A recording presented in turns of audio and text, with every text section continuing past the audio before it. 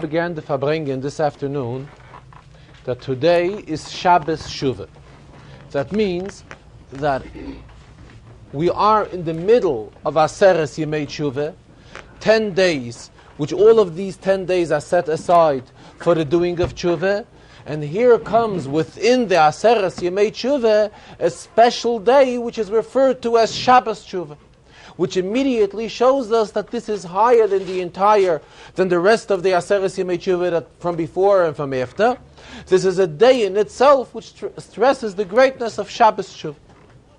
And the Rebbe goes on, because Shabbos in general, all year round, has a tremendous shaykhus to Tshuva.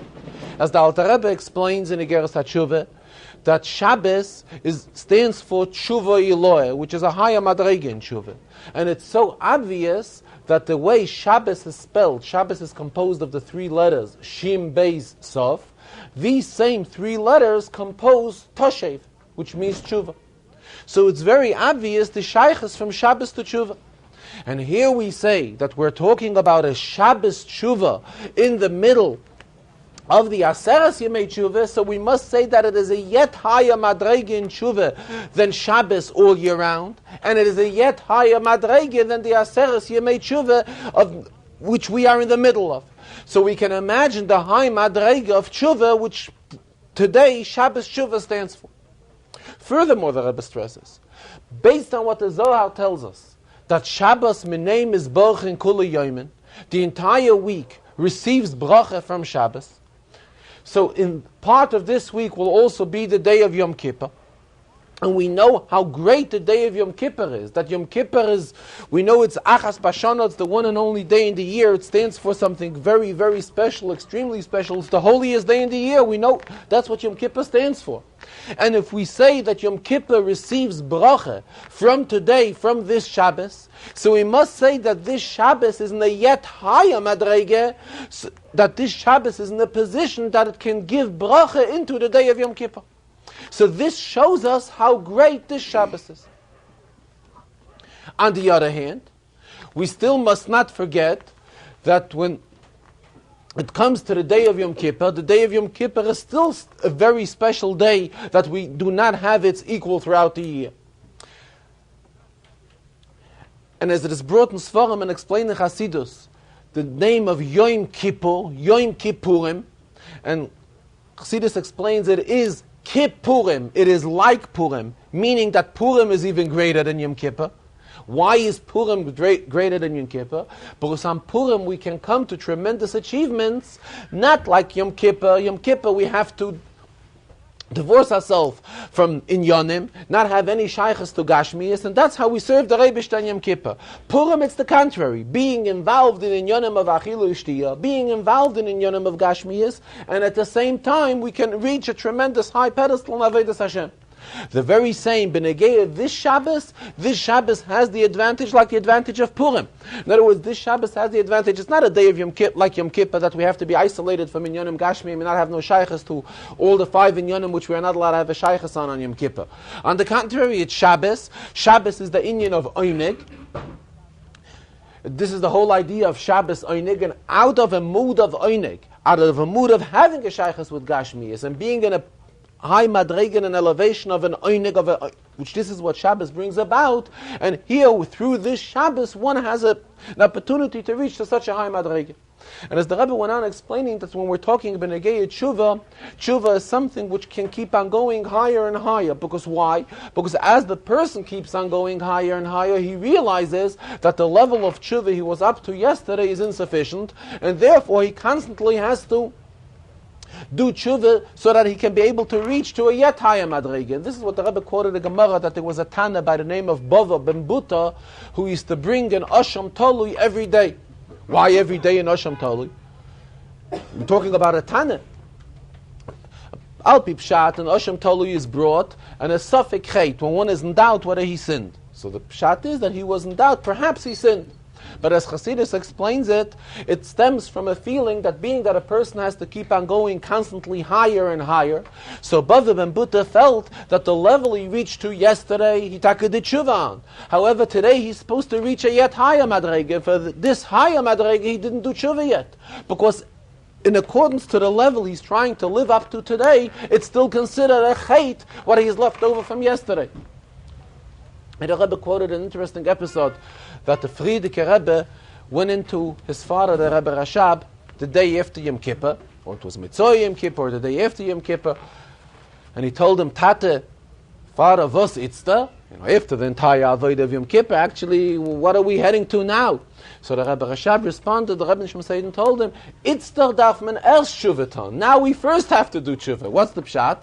Because once one has really gone through such a high elevation as the day of Yom Kippur elevates a Yid, it brings him to such a high spiritual elevation that now, in order for him to go higher and higher, there's a need to do Shuva again. And here the Rebbe referred also to the famous Chassidish story that there was a Chassid by the name of Rabbi Yamin Kletzker. He was called with this name because his business was with kletzer, meaning wood, lumber. He was a lumber merchant. There's a famous episode that he was once sitting and calculating his business cheshbonos. He was preparing a statement, and he wrote, this item is so-and-so, and this item is price so-and-so, and then when it came to the end, to the total, instead of writing the total in rubles, whatever the amount was in those days, he put, Ein oid milvadoi. There's nothing but the Rebbeinu Shalom. Because this Rabbi Yamin Kletzker came to a realization, his inyan was take, he was a merchant, and here the Rebbe explained, why did he put the Ein oid milvadoi at the total? Why didn't he put the Ein oid milvadoi next to a price of some of the lumber? And the Rebbe said, this wouldn't have been fair. Why? Because being that he was a merchant, and he had to be masoyim, atone be'emunah, he had to run his business honestly, so as a result of honesty, he cannot write the price for whatever piece of lumber or whatever other item he had, that the price of that was Ein oid milvadoi. The price of that had a value in X amount of rubles.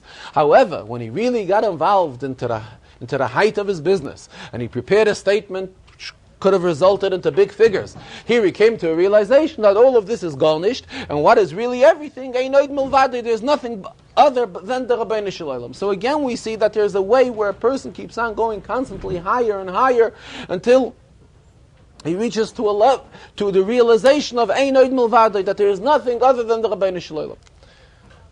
And while talking about the various levels in Shuva, how a person constantly has to keep on striving, as he keeps on going higher and higher, the Shuva of yesterday is insufficient.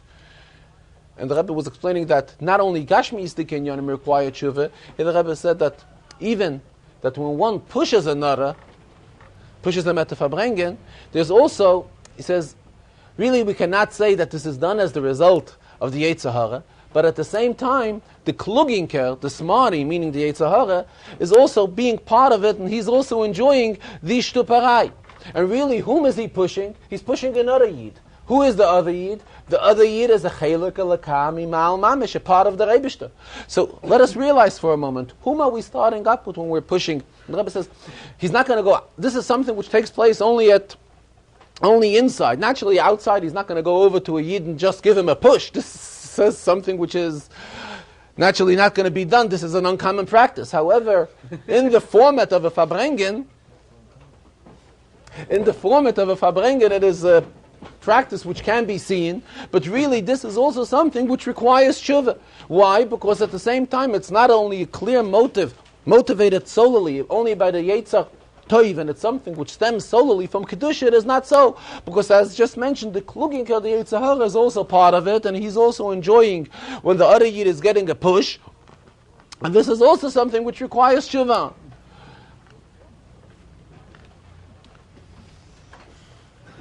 So Mamela, we come, as the Rebbe explains, what we are heading to is that in the inyan of tshuva there are various levels, and as one keeps on going higher and higher, the tshuva is also required in a yet higher madrege. And here the Rebbe explained Benegei another inyan in Torah, and this is the inyan of his skalalus. That in Torah, every inyan is tied one inyan with another. For example, the Rebbe explained it in several ways. We find it in persons. We know that there is a category of Yisachar, and there's a category of Zvul. What's the pshat? There is one who excels in the learning of Torah, and there's another one who does not excel in the learning of Torah, he excels in supporting Torah. At the same time, the Gemara tells us, Kol ha'omer, ein li elo Torah, afilu Torah ein lo. A person that will say, he only has Torah, and does not want to have a share in Gemilas Chasodim, or as it is referred to in language of Chasidus and Zohar, uvdin tovin, good deeds, Gemara says that this person can be defined that even Torah he also does not possess. Why? Because everybody taka has his main inyan, but together with it, one cannot say that he will have a shaykhus to one inyan in Torah only and not have a shaykhus to any other inyan. So therefore, true, this individual may be categorized as a zavul, meaning a supporter of Torah, but at the same time, he is obligated that he must have his own kviyas itim b'Torah. And as the Rebbe says, there is no yid that can say that he is pata from a kviyas itim b'Torah. At least, at the minimum, as the halacha tells us, perek echad shachris, a perek echad arvis, one perek in the morning and one perek in the evening, but everyone is bound to have a minimum of a kviyas itim b'Torah. The Rebbe said pasuk. Pasuk echad shachris. It also says in halacha, but he said pasuk. Could he be. said it twice. Could be. So therefore, it shows us that on one hand, the person, his inyan is being his vul, a supporter of Torah, but at the same time, it's sad that his scholarless, how in Yonim and Torah, everything in Kedusha is bound one with another. He cannot be a zavul only, he also has to have his share of Yisachar. Same the Rebbe said, we know B'negei Torah. One can have a strong shaykhus to Nigla Torah, and another one can have a very strong shaykhus to Pnimiyas Torah. And we believe in Gilgulim, meaning that the neshama comes down again into this world to fulfill whatever the neshama has not managed in the previous Gilgul. So even if one has extremely excelled in Nigla the Torah in the previous Gilgul, and now is coming down into this world, is for him to excel in Pnimiyas Torah, it cannot be that he will learn Pnimiyas HaTorah only. He also has to blend it with, he can excel in Nigla the Torah, but he has to also have his share in Pnimiyas HaTorah. And this is how all in Yonim, in Kedusha, come with a scholarless, and Mela in Torah as well. We cannot define that this is Pnimiyas HaTorah, and this is Nigla the Torah, and Nigla the Torah and Pnimiyas HaTorah have no shaykhs one to the other, chas v'shalom. They are both part of Torah, and that is why the Rebbe referred that the Beis Yosef and the Ramah, who are poskim in Nigla the Torah, still at many times refer to sources for their halachas in Pnimiyas HaTorah. Why? Because Pnimiyas HaTorah and Nigla the Torah come hand in hand. It is one. It is actually one. It is bihiskalalus. It is tied in one with the other. All of this, the Rebbe continues, applies to Shabbos Shuva, regardless what day in the week Shabbos Shuva should fall out. Naturally, Shabbos Shuva has to be on one of the days between Rosh Hashanah and Yom Kippur. But it is not a set date in the month when Shabbos Shuva should fall out.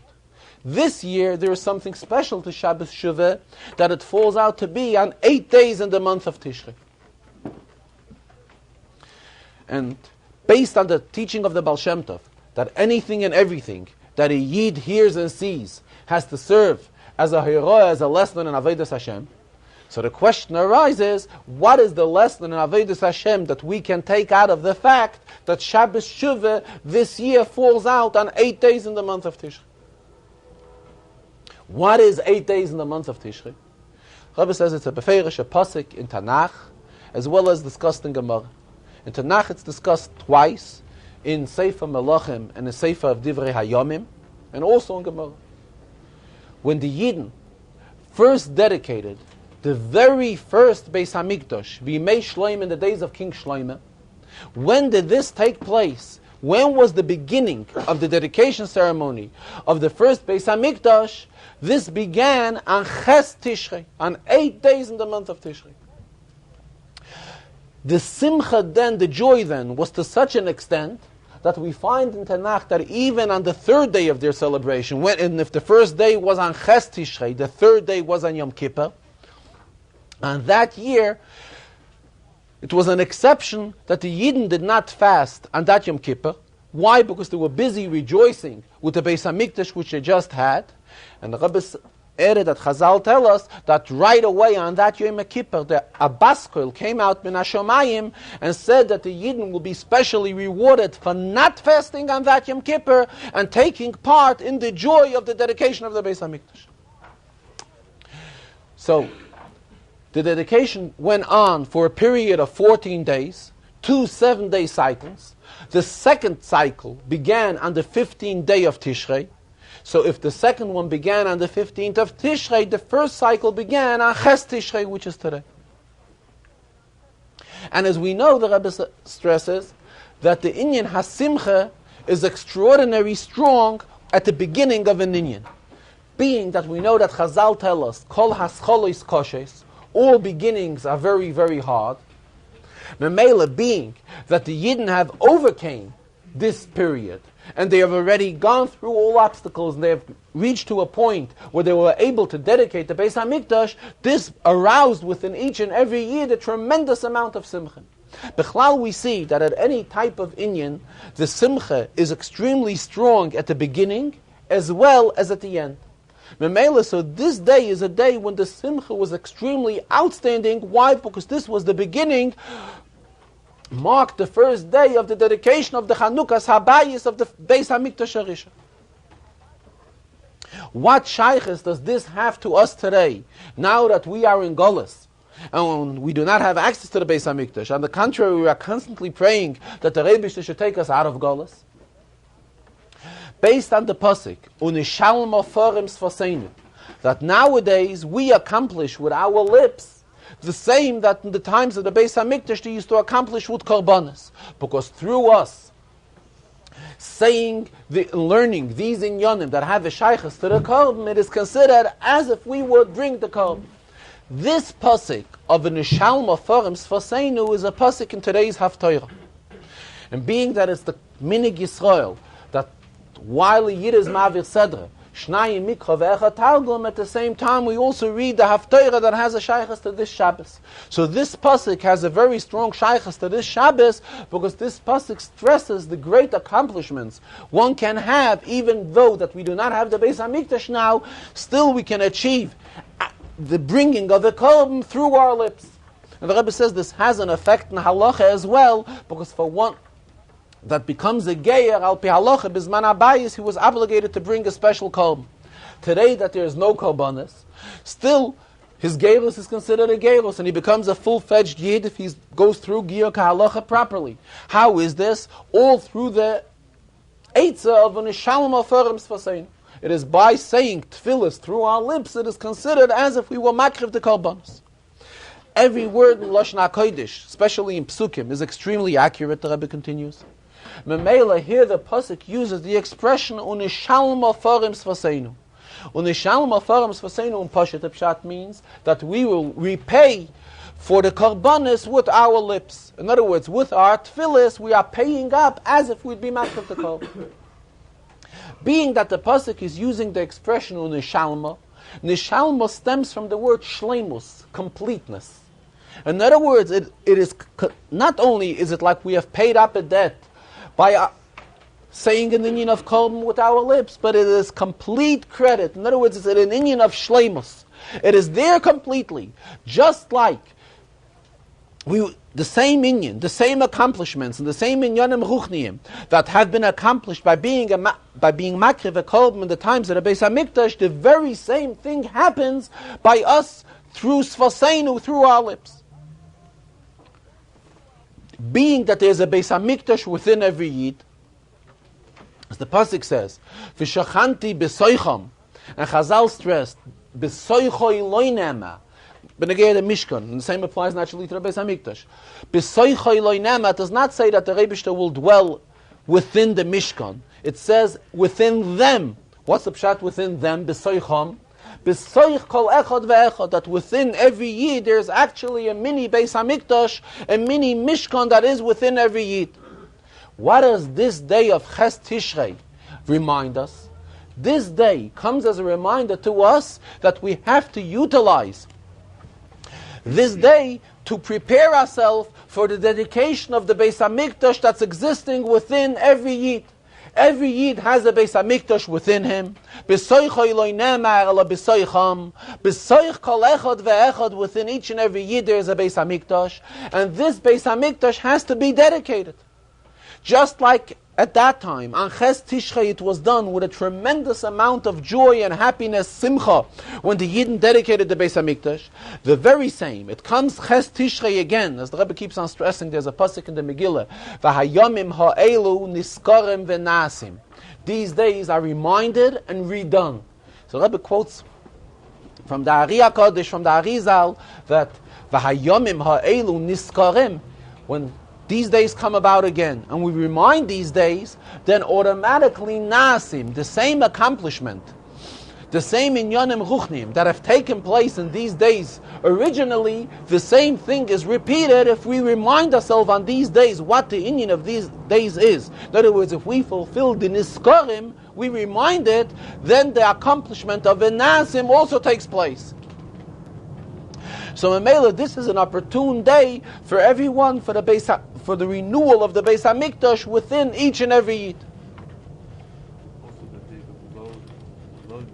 Then the Rebbe went on, referring to several other inyanim besides learning a Rashi in this week's Sedre. The Rebbe also referred to inyanim which were spoken about in previous Farbrengens, and various questions were alerted regarding these inyanim. One of the inyanim is Benegeya writing a Sefer Torah. And it also, Benegeya, the writing of the Sefer Torah, the original tzivui comes from the pasuk Va'ata kisvu lachem es hashira hazois. This is something which Moshe Rabbeinu said to the Yidden. Moshe Rabbeinu said it to the Yidden in his last days. When was this? Zayin Adar, 7 days in the month of Adar. That was when Moshe Rabbeinu passed away. Yud Nisan, the Yidden already, which is a month and a few days later, the Yidden already left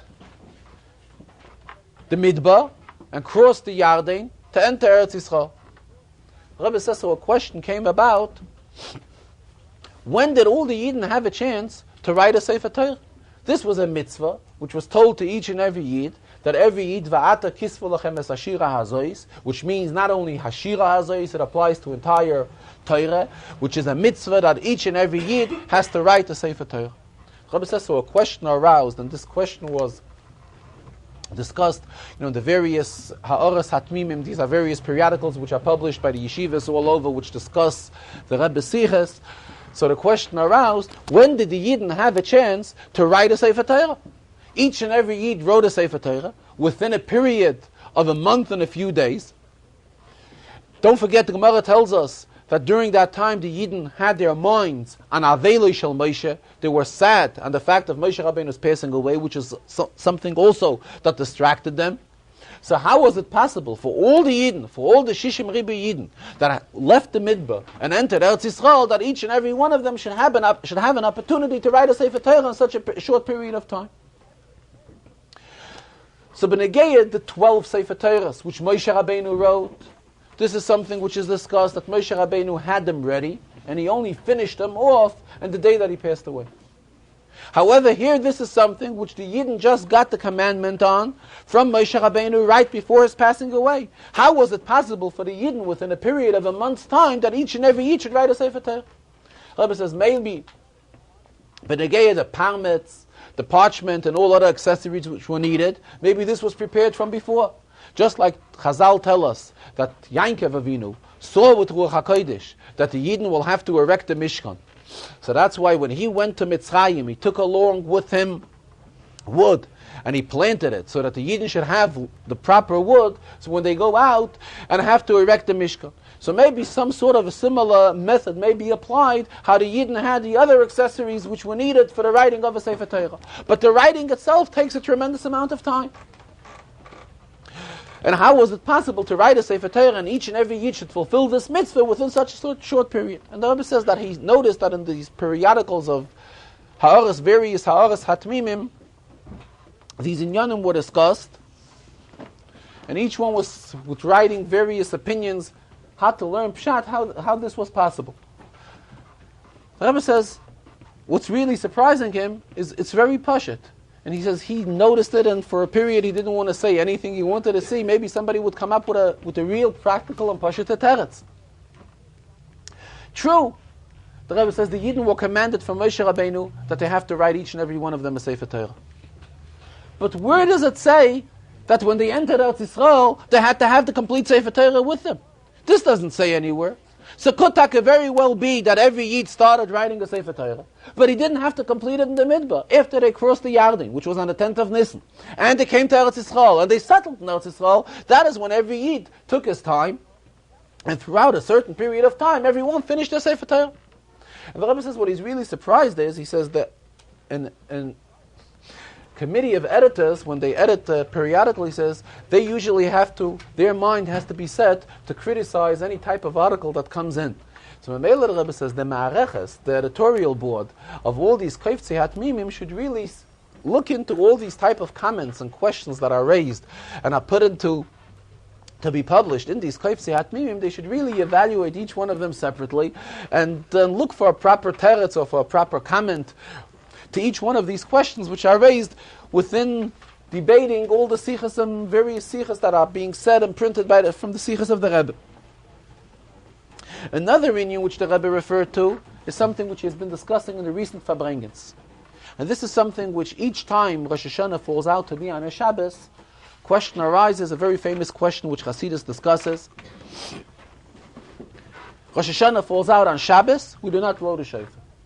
We know that shofar, it's a Mishnah actually, Yontif shel Rosh Hashanah shechali is b'Shabbos, there's no blowing of the shofar. Now, if we look back, there are very many mamorim from the Rabbi, the Rebbe Nishma very famous, the Hemshech Tafresh Samach Vav, that when Rosh Hashanah fell out on a Shabbos, these mamorim usually would begin this way, with this famous Mishnah of Yontif shel Rosh Hashanah shechali is b'Shabbos.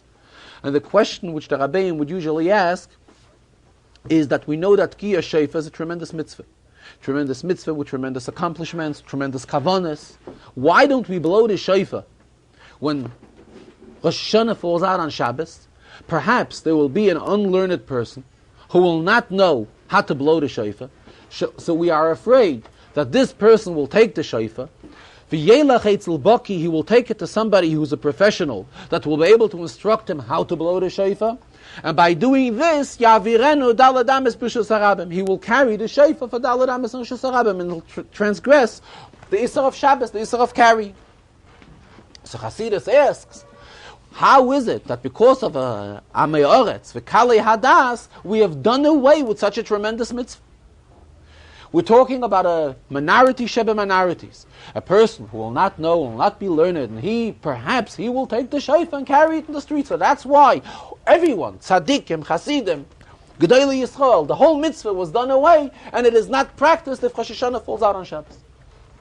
So the answer which Hasidus gives is that Shabbos in itself, by saying the psukim of Psukei HaTorah that deal with regarding Tkiyah Shofar, the Shabbos is that great that we can achieve the same accomplishment as if we had blown the Shofar. Based on this, the Rebbe spoke Rosh Hashanah as well as Vav Tishrei. The Rebbe also spoke about the inyan of Tachnun.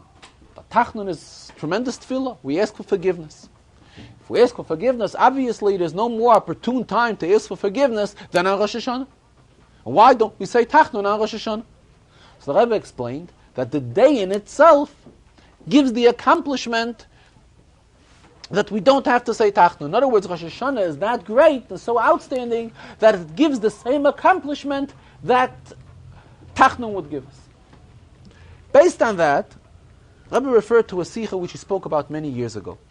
Many years ago on a Pesach, the Rebbe raised the question, obviously if Pesach falls out on Shabbos, we should also do the same. We shouldn't eat a kazayas matzah. Why?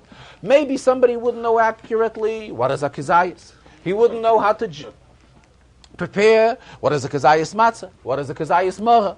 So just like on Rosh Hashanah and on Sukkot, we have done away with these tremendous mitzvahs because of the ignorant person who will not know how to act and will transgress Shabbos. We have done away with the mitzvah for everyone. The Rebbe raised the question, why on Pesach we didn't do the same? In other words, somebody that wouldn't know what is a proper shear of matzah, or wouldn't know what is a proper shear of maror, and this will involve him to go Eitzel Baki, he will turn to a Rav that should show him and instruct him how to run a Seder. So again, he may carry the piece of matzah, or he may carry on Pesach. or the mother, or the wine, or whatever needed to perform a Seder accurately in accordance to halacha. And the Rebbe gave at that time an interpretation and a length discussion of it. Today the Rebbe said that there were some that wrote in these kaiftzim, they wanted to say the following. They wanted to say that being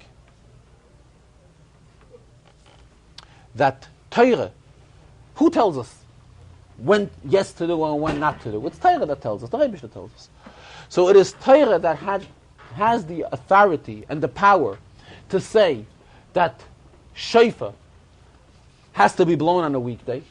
The same Torah tells us that on Shabbos we can accomplish the same without the shofar. The same thing b'negei Lulav. Same thing b'negei Tachnun on Rosh Hashanah, which we just brought an example. Here the Rebbe says, this is not the pshat. The pshat isn't that Torah is telling us that this could accomplish and this can't accomplish. The pshat is we have to, I'll explain it in a minute, I'll clarify it in a minute. The pshat is we have to look at it, the inyan in its own merits.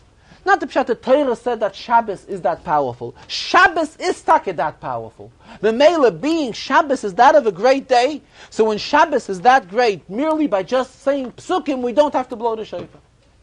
Rabbi brought an example. B'negei kosher food, kosher animals. How is a kosher animal identified? Mafreses parsa, v'shishah shesa. There are two simonim which identify a kosher animal. However, let us imagine if a non-kosher animal would have the same simonim. Would we say that this behemoth is kosher? Definitely not. In other words, it is a siman, but this does not make the reality so. For example, the Rebbe said, in Torah we know, we believe Eidus. What's the pshat we believe Eidus? It's not the pshat that Eidus witness, they create the story.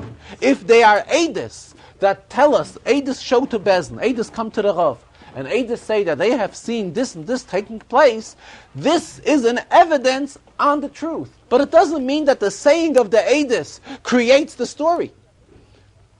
The Eidus cannot create a story. The pshat is, the Torah has instructed us, Bezdin knows that when they have a witness of, there are two kosher witnesses that tell us what has to be done, the pshat is, then this comes as an evidence that the story is true. The same the Rebbe says b'negei the thing here. It's not the pshat that the Torah is creating. The Torah is saying that on shofar has to be blown on a weekday. It comes Shabbos, the Torah says that Shabbos is as powerful as the blowing of shofar. It is not so. Shabbos in itself has this koyach.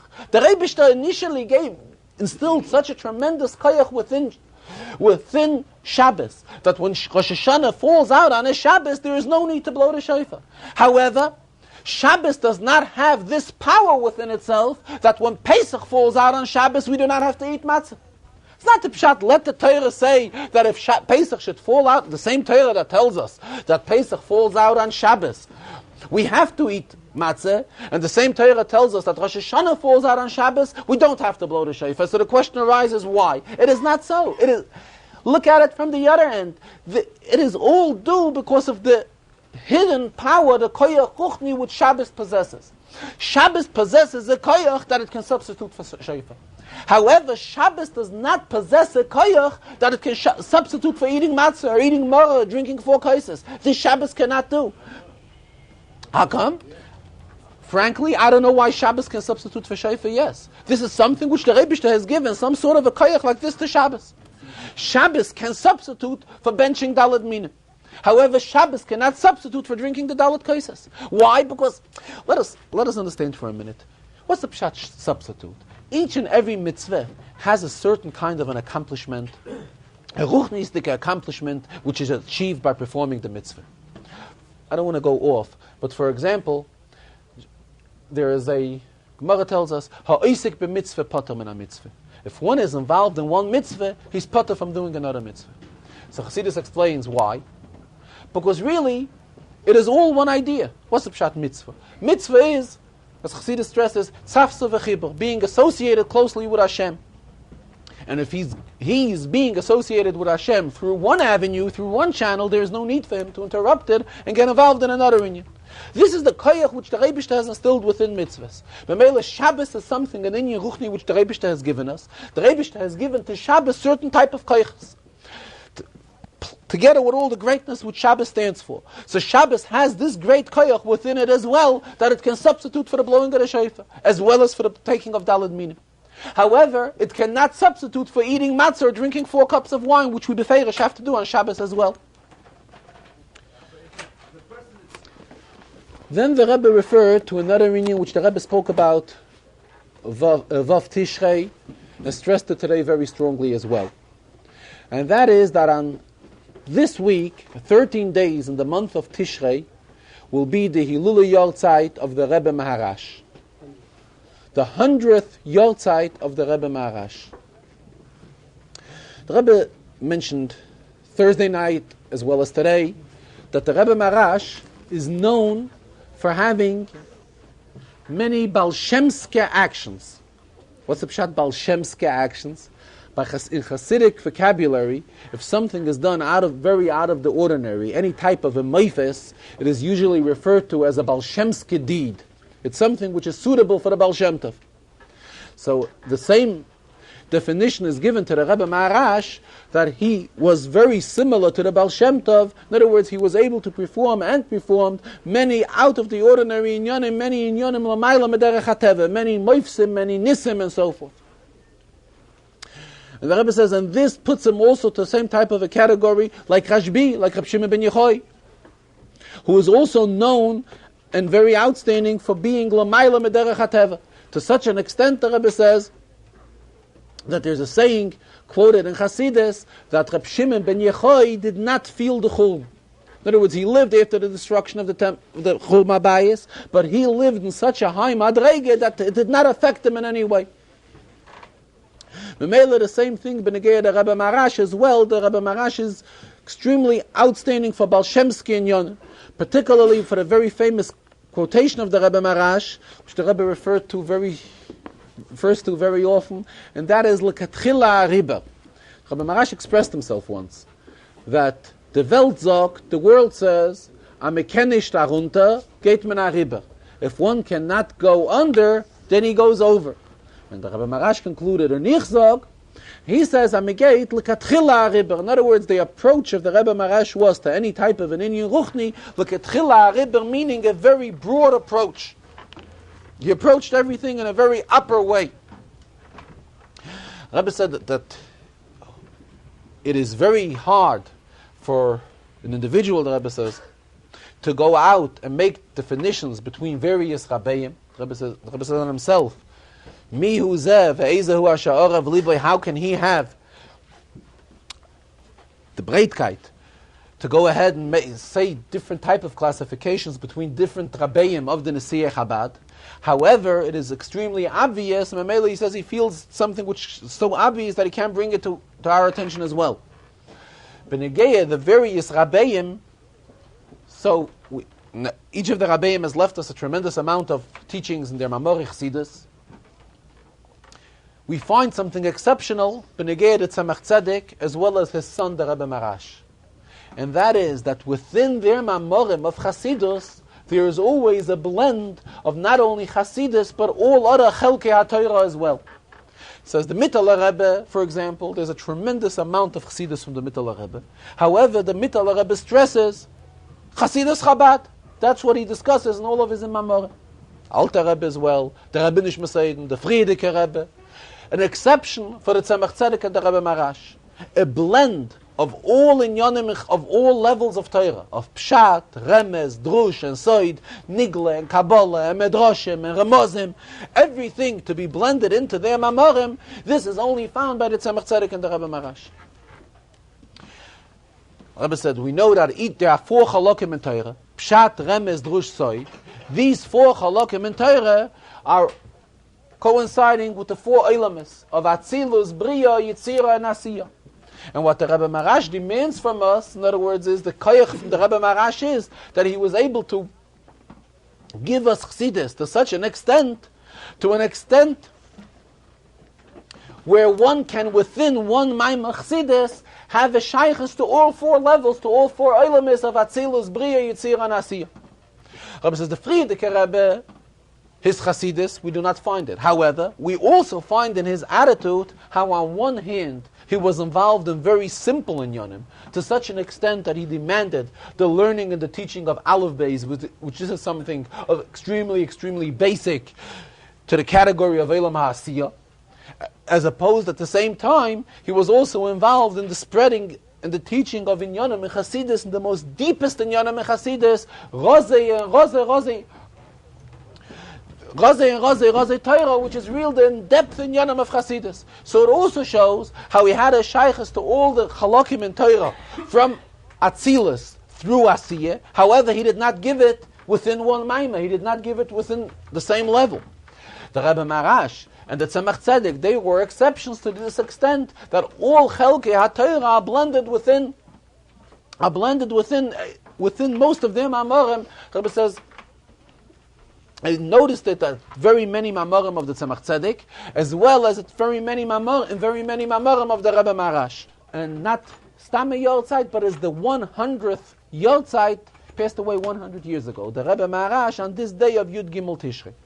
Benegeya Rashi in this week's Sedre, in Shas Haazinu, the Rebbe says we right away find that this Sedre also has a shaykhus to this saying of the Rebbe Marash of L'Katchila Rebbe. We find it right away at the beginning of the Sedre. The Sedre begins, Haazinu-Hashamayim v'sishma ha'oretz. Right away you approach Shamayim. L'Katchila Rebbe. We know that Yeshaya Novi, we find the contrary.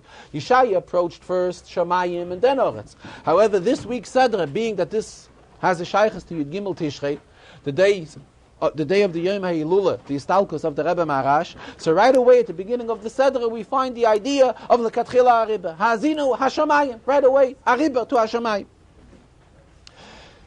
B'negei the Rashi, it's a Rashi in this week's Sedre, Kapitel Lamed Beis, at the end of the Sedre,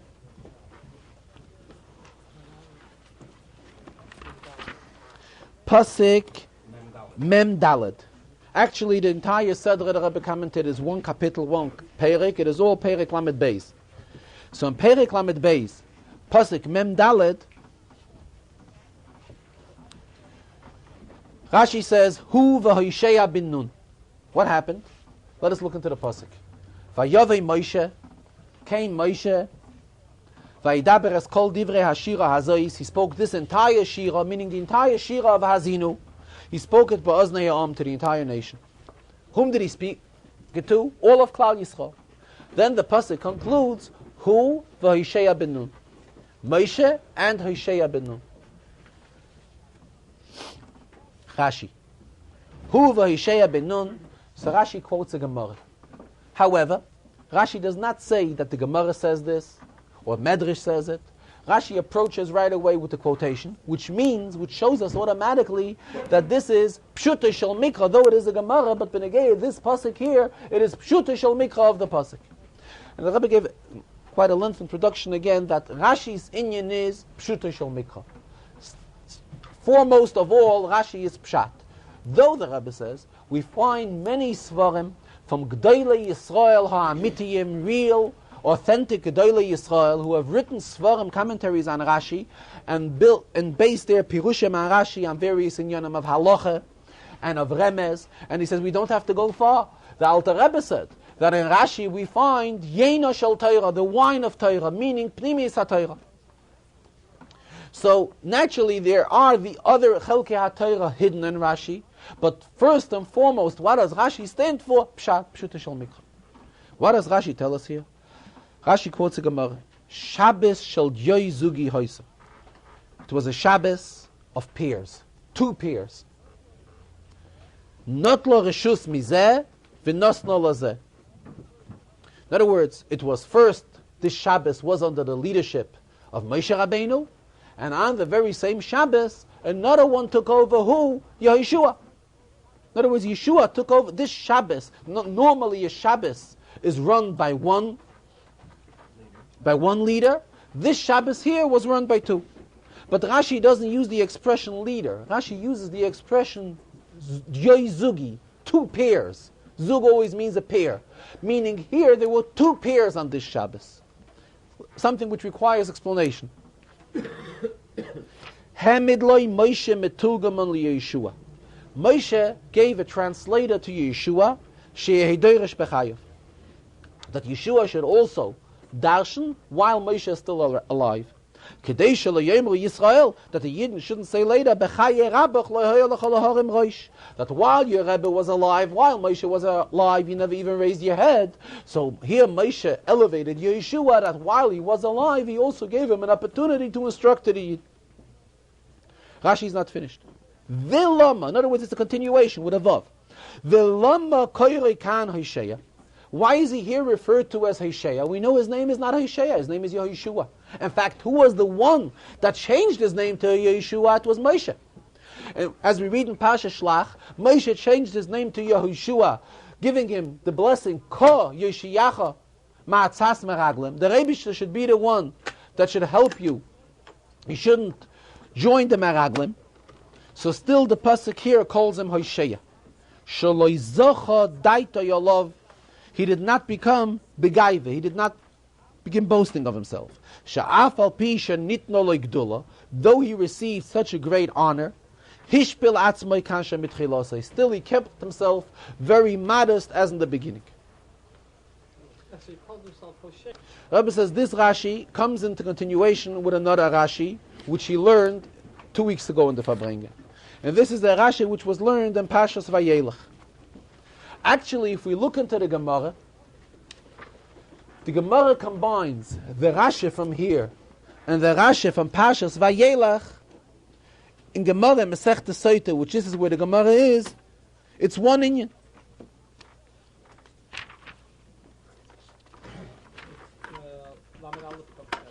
Thank you.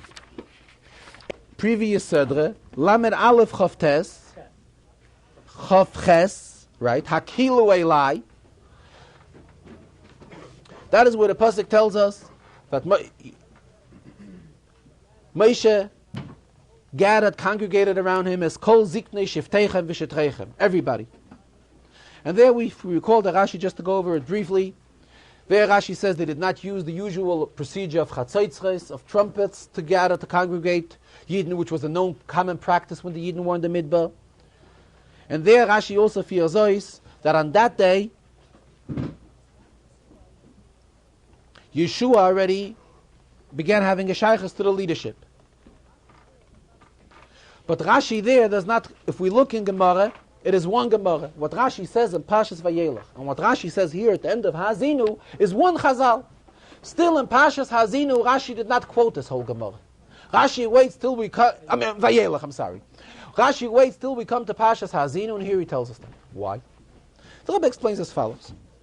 B'shas, the pasuk says, Hakilu Elai is called Ziknei Shiftechem V'Shetrechem. There is no need for Rashi to get involved in the presence of Yeshua. Why? Because naturally we know Yeshua was around Moshe at all times. So if Moshe congregated, Kol Ziknei Shiftechem V'Shetrechem, he definitely had Yeshua near him as well. So there's no need for Rashi to make any mention benegating the presence of Yeshua. However, here, it comes into the pasuk here. Pasuk here tells us, Vayovei Moshe vayidabes kol divrei ashira azois ba'oznei, and the pasuk concludes Hu v'Hosheya ben Nun. Why does the pasuk here have to mention Hu v'Hosheya ben Nun? So Rashi right away tells us that this was a Shabbos of two pairs. What's the pshat pairs? So the Rebbe is learning pshat because Moshe Rabbeinu, when he taught Torah to the Yidden, he never taught Torah himself. He always had a meturgaman, he always had a translator with him. Who was that? Aaron. Aaron always would elaborate to the Yidden, would explain, would clarify the teachings of Moshe to Klal Yisrael. In fact, if we look into Rashi in Pashas Kisisa, we know it was not only Aaron. There was Kachoyas Seder Torah. There was a special routine, a special system set up on the revelation how Moshe would reveal Torah to Yidden. First, Moshe would teach it to Aaron, and then Aaron to his children, and then to the Zakanim, until it finally reached the Klal Yisrael. So what's the pshat? Joy Zugi, two pairs. Moshe used to say it to one side. So, I think it's in Kisisa. So Moshe's way of teaching was always in the format of pairs. It was always a couple. However, here this Shabbos was Yoizugi, 2 couples. Why? Because Moshe immediately set up Yeshua that when Yeshua will instruct to the Yidden, he should instruct in the same method.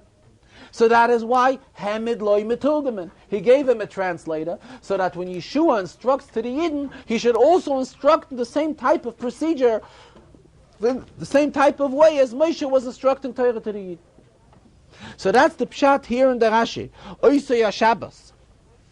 That Shabbos was a Yoizugi, Shabbos shel Yoizugi Hoisa, not lo reshus mizeh v'nosno lo zeh, because when Moshe introduced Yeshua as a leader to Klal Yisrael, he introduced him that he should teach Torah the same way Moshe teaches Torah. Why Take did Moshe Rabbeinu do it? Here Rashi continues, Kidei shelo yomru Yisrael, because Moshe wanted that the Yidden should respect Yeshua properly, so that the Yidden shouldn't say, Bechaye Rabach lo haya lecha laharim roish.